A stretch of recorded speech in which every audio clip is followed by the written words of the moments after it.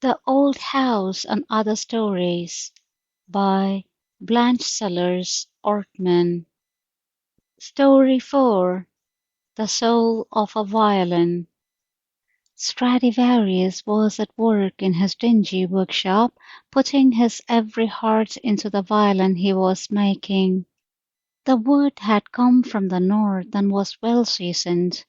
It seemed to throb and pulsate with life under his hands, reflecting and answering every sound that floated in through the open window.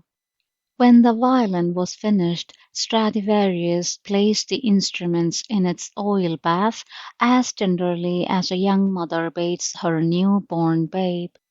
The red-brown varnish spread on smoothly, filling every pore of the wood without stiffening the vibrations that were to sound through the world for centuries, and under loving fingers tell in a volume of tone the heart story of each successive owner of the violin. Here I have been for years, hanging in my green bag from a rusty nail in the attic, forgotten and neglected by man, my only friends and companions, the fairies that come and dance in the moonlight on the attic floor. It was they who told me of the happy bride that awaited her bridegroom's coming in the quiet old house beneath me. One day I was taken out into the sunshine and told I was to play at her wedding.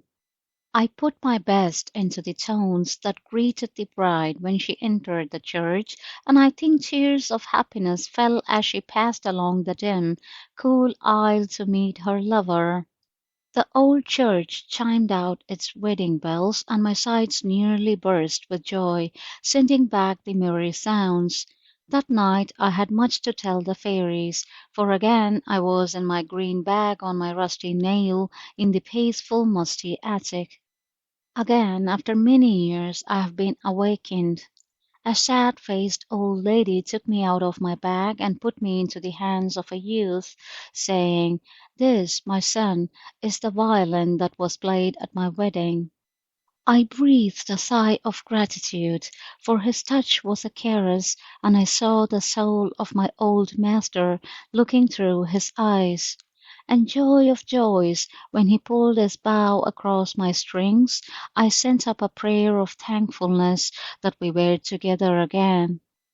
My dear, dear master that greeted me and made me laugh when he was merry and cry when he was sad. All the long years of waiting were forgotten as the youth tucked me under his arm and descended the creaky old stairs.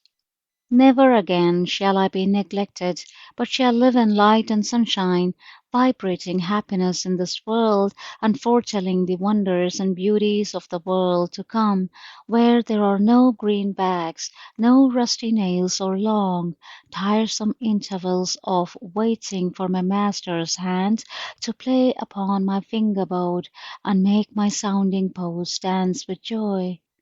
My master's soul told me of his journeys to other planets, and of his longing to return to earth to fulfill all his dreams and do the good he had left undone, and how with my help he now hoped to reach the heart of man.